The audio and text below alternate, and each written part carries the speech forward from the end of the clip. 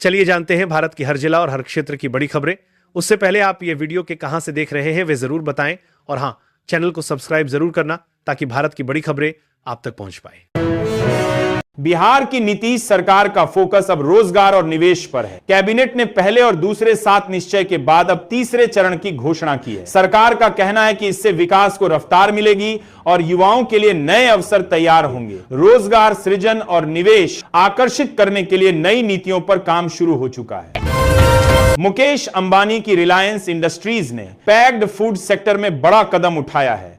Reliance consumer products ने 75 साल पुराने फूड ब्रांड सिल्क को फिर से लॉन्च किया है। शुरुआत नूडल्स, जैम, केचप, सॉस और स्प्रेड जैसे प्रोडक्ट्स से की जा रही है।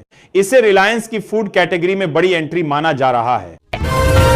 बिहार के नेता प्रतिपक्ष तेजस्वी यादव ने राज्य सरकार पर तीखा हमला बोला है। उन्होंने एनडीए के 20 साल के शासन को लेकर सवाल उठाए और कहा कि सरकार के दावे जमीनी हकीकत से मेल नहीं खाते। तेजस्वी ने विकास, रोजगार और सामाजिक मुद्दों पर सरकार से जवाब मांगा है। बिहार की खेल मंत्री श्रेयसी सिंह ने संसद भवन में गृह मंत्री अमित शाह से मुलाकात की। इस दौरान उन्होंने जमुई के प्रसिद्ध घनघेरिया गांव का पेड़ा भेंट किया। बातचीत में जमुई जिले के विकास कार्यों और स्थानीय उत्पादों को बढ़ावा देने पर चर्चा हुई।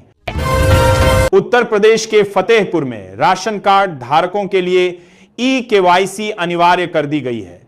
जिन लोगों ने अभी तक ई-केवाईसी नहीं कराई है उन्हें मुफ्त राशन मिलने में दिक्कत हो सकती है। प्रशासन ने समय रहते प्रक्रिया पूरी करने की अपील की है।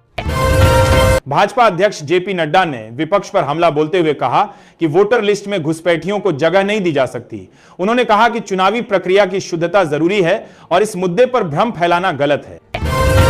इल्तिजा मुफ्ती ने मुख्यमंत्री नीतीश कुमार को लेकर कड़ा बयान दिया है। उन्होंने कहा कि सत्ता में होने का मतलब किसी समुदाय का अपमान करना नहीं होता। इस बयान के बाद राजनीतिक हलकों में बहस तेज हो गई है। केंद्र सरकार ने मनरेगा की जगह विकसित भारत रोजगार विधेयक 2025 पेश किया है। कांग्रेस ने इसका विरोध करते हुए इसे गरीबों के अधिकारों पर हमला बताया है। पार्टी ने देश भर में प्रदर्शन और कार्यक्रमों की घोषणा की है। हरियाणा में एक इलेक्ट्रिक कार पर प्रदूषण फैलाने के आरोप में 1 रुपये का चालान काटा गया।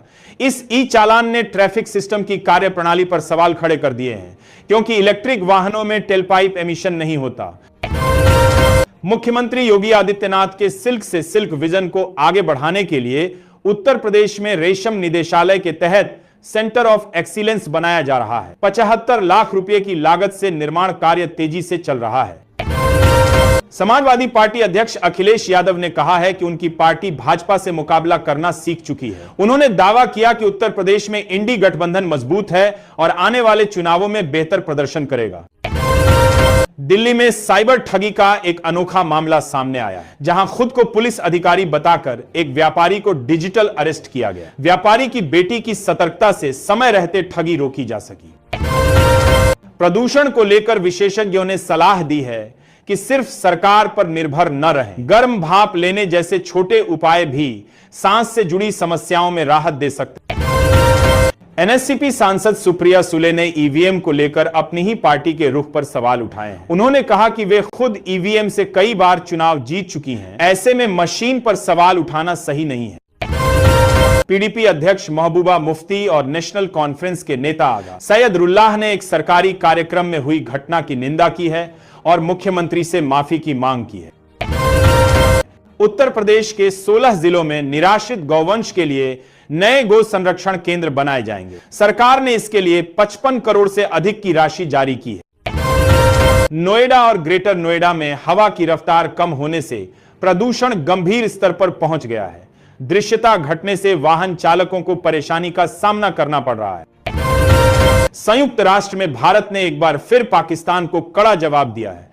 भारत ने स्पष्ट किया कि जम्मू कश्मीर और लद्दाख उसका अभिन्न हिस्सा हैं और आतंकवाद पर किसी तरह का समझौता नहीं होगा। दिल्ली की राउज एवेन्यू कोर्ट ने सोनिया गांधी और राहुल गांधी के खिलाफ दायर आरोप पत्र पर संज्ञान लेने से इनकार कर दिया। कोर्ट के इस फैसले से गांधी परिवार को फिलहाल राहत मिली है। मामला राजनीतिक हलकों में फिर चर्चा में आ गया है। उत्तराखंड के कुछ इलाकों में सरकारी जमीन पर अवैध कब्जे का मामला सामने आया है। मुख्यमंत्री पुष्कर सिंह धामी ने इसे सुनियोजित साजिश बताते हुए सख्त कार्रवाई के संकेत दिए। प्रशासन ने कहा है कि कानून के दायरे में रहकर कब्जे हटाए जाएंगे।